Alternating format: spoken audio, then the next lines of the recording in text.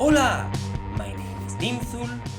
Welcome to a new episode of Let's Build a MKP Park. In today's episode, guys and girls, we are back at MKP Kingdoms of the Elements to finish the raw theming of one of the 12 theme areas of this mega park. And today is time for the Void Citadel.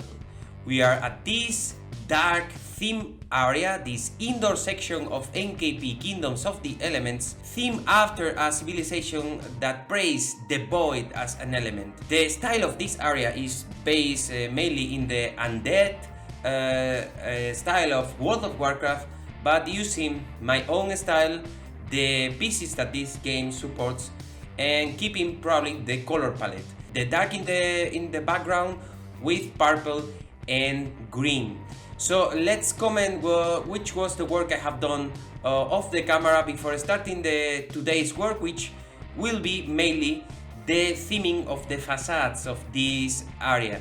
And also this will be part of a small tutorial on how to create facades in Planet Coaster using the less pieces as possible. So let's comment first the work I have done in the indoor section. I would like to start by this point, commenting that this part here, as well as other parts of this indoor area, were created live on Twitch. I am starting to make live streamings on Twitch. My Twitch channel is Nimthul MKP, and I am using these live streamings to stay in touch with you. I would like to thank all of you who stepped by my streaming. I am really happy. I made just only 2 streams and we are 20 followers in Twitch. So thank you so much to all of you who watched my streamings. And yes, let's comment the work I have done. So here you can find these 3 entrances near to the Strato Coaster Lounge. I have been working a little bit with the raw theming of this Strato Coaster Lounge. There are some detailing left and effects left to be done, but here we have these 3 entrances for the 3 transport rides we have in the park. We have the entrance for the cable way here on top. We have also the train station here, and we have the boat ride here. And this transport hub I have created here in this Void Citadel section. It has a reason. This Void Citadel, guys and girls, you can see this aerial view of this big indoor area is the farther area from the entrance of the park. The entrance of the park is located here, and the area which is farther to the entrance is this Void Citadel. So it was really important to have this area very well connected to the rest of the park, so the guests can go directly from the entrance of the park to this farther point using just the transport ride. They can use the train or the boat. And I have also included in this hub this cableway ride, which connects to the Blue Sky Sanctuary. So as I said, it was really important to create this hub to improve the mobility through the park. As you can see, guys and girls, this area is not really detailed. There is no benches, bins, and so on. So I have just made the raw theming of part of the area. As I have said in some episodes, guys and girls, it seems to be that you are not so happy with this indoor section, maybe because it's really dark and maybe can be a little bit of boring, I would say. It's also a little bit boring for me to work in the darkness, but well, it is what it is. We have 3 big indoor areas in the park, and all of them should be themed.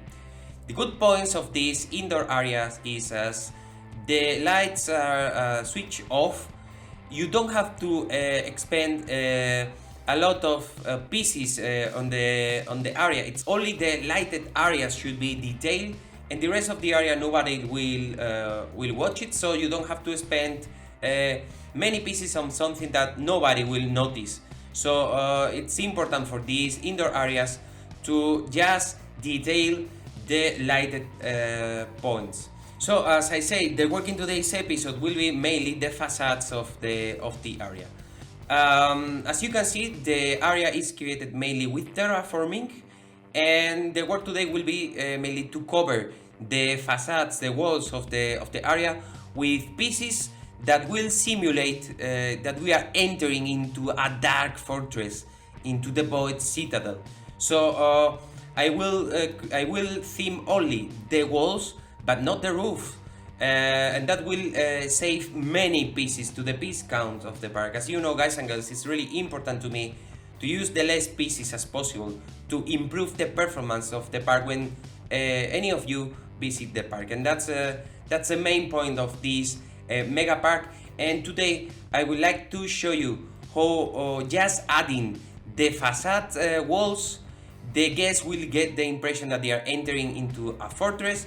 But if you are flying a little bit, you will notice that this is not a fortress. It's just a big indoor area with, I would say, with a height of maximum 30 meters. This tower is for sure taller. I would say 40 meters for the tower and 30 meters for this roof. And it's similar to other indoor parks in the world, like for example the Nickelodeon park in New Jersey. It has the same height, and this is the intention of this episode, to show you that it is possible to create facades and create indoor areas using the terraforming, and then just covering the walls with pieces to simulate that this is a real building. So you will see that in today's gameplay, and also I will explain a little bit more at the end of today's episode. So with that said, guys and girls, I hope you like the video today. I hope you find useful the tips I will give you and you will get through watching the video. And yes, that's the plan for today's episode. As usual, if you like the video, please thumbs up. If you want to support me and you are not subscribed to my channel, you can help me a lot by subscribing to my channel, and also you can follow me in Twitch. As I said, my name in Twitch is Nimsul MKP. As well in social media, my name in Instagram and Twitter is Nimsul.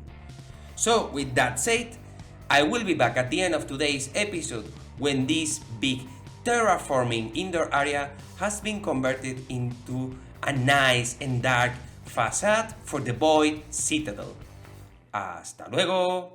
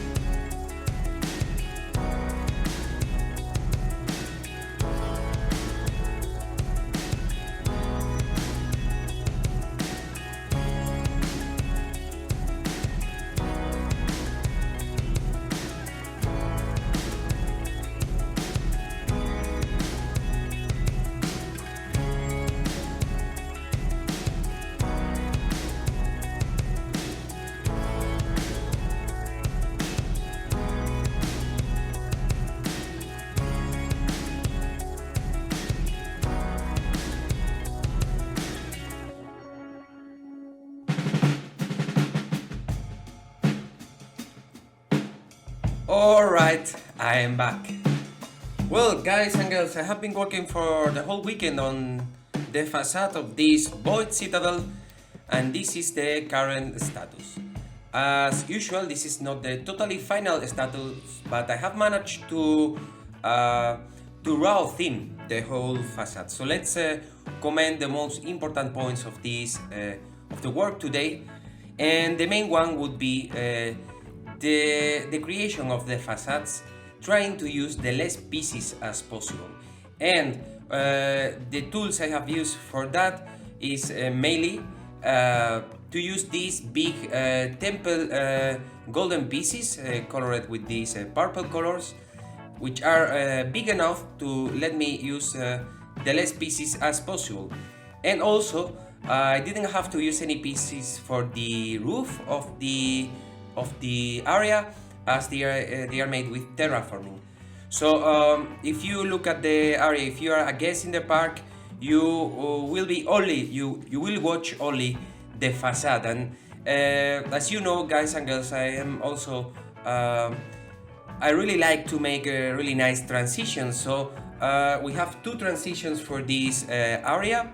The first one coming from the live barrow, and it is like this. So when you are walking out the live barrow, you get this shot here, which I think is a really nice shot. And it's really impressive for the people coming from the live barrow, are totally different area where green is the main color.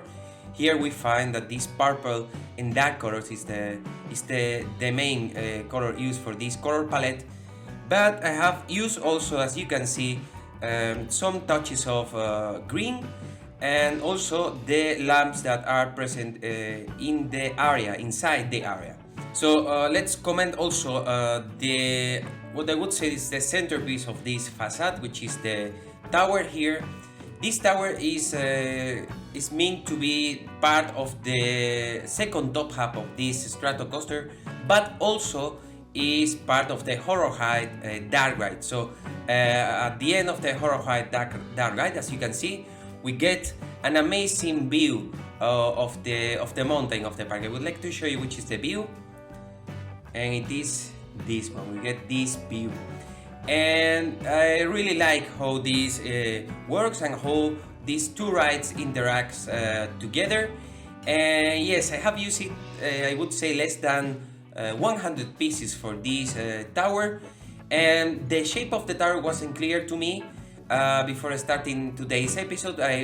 My intention was to create a more higher tower here, so when you are going into the second top hat, you will get a view on top of you, some kind of what the tower of Sauron in the Lord of the Ring. But when I raw thin the tower, when I create the structure of the tower, I noticed that I was pretty happy with how this tower looks like. It looks like it is destroyed, I would say, and I really like how the tower looks like. And probably this will be the final shape of the tower. Maybe I will put some more detailing into the area, into the tower, but that will be done off the camera, guys and girls. For the rest of the facades of the area, I really wanted for the guests of the park to not watch the roof of the area. So I make sure that the height of the guests in the park is lower than the height of the lowest roof. And I managed to do. It was easy to do that with this part here. It was a little bit more complicated here for the transition from the Blue Sky Sanctuary. So we are right now at the Blue Sky Sanctuary, this sky theme area, totally opposite on what we can find at the Void Citadel. And if we go on this direction, we get first piece of the tower, and we are entering at this point. We get the view of the whole facades of the citadel, and as you can see, we are a little bit lower than the height of the roof. So we don't see the roof, the lights, the solar panels, and so on. I have also created the doors of the city, and I have used the same door, the same building. I have just copied it and paste it, and just because it makes my work much easier, and I really like the shape of the doors. And guys and girls, as you know, this park is a circular park. I guess that people will visit it in one direction, but they won't go in the other direction. And for example, if you choose the path of the moon, this is the views you will get from the Void Citadel, but you won't get this view from here. Why? Because you are coming out from here. So if I'm not telling this to you, nobody would notice that this is exactly the same door, and that saved me, I would say, 15 minutes or 20 minutes creating a new door. And that's something important, guys and girls. As you know, this is a mega park, and I always try to use the less pieces as possible, and I am also trying to make it as fast as possible, at least this raw theme. And then later, when in the detailing phase, that will take, I would say, 1 month for the whole detailing phase of the whole park. And then I maybe modified a little bit one of the doors to make them different. But this is a nice way to save time in your creation, and in this case, where the guests will have only one point of view, it's a nice option to save time. I have been working also with the water of the facades. I have decided to use the water as border to the area. So the boat ride is going surrounding the whole areas, and we get amazing views of the facades from the boat ride. And I have also a little bit of fog effects. And I would say that is mainly the work I have done today. I didn't finish the transitions of the areas. I will do that off the camera, and it's not yet clear to me what I will do in this part here. It's a bit, as I think it's not finished, I would say. And I have been working also off the camera on the walls of the other side of the exteriors of the park. I have finished these walls here, I would say, and I am really happy on how these three different indoor areas came together, forming this big indoor park. And I have used many pieces for that. I would say 2K pieces only in these walls, but I think it's worth it, as it gives the sensation that this is a more realistic creation, as if I just have to make it only with terraforming. I mean, with the terraforming tools of this game, it's easy to create planes, roof with terraforming, but we don't have the amazing terraforming tools of Planet so that let you create also vertical walls. So I have decided to use these extra temper pieces to decorate the exterior of the indoor area. So I think that was all the work I have done in today's episode.